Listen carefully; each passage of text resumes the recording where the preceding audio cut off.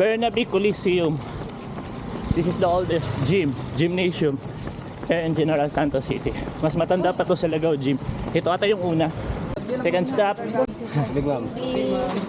So dito na tayo sa daan na puno ng landmines. Ingat-ingat dito kasi baka maiputan tayo. Daming mga maliliit na ibon dito sa mga wire. G. Catolico Avenue going to G Mall. 5 km U-turn.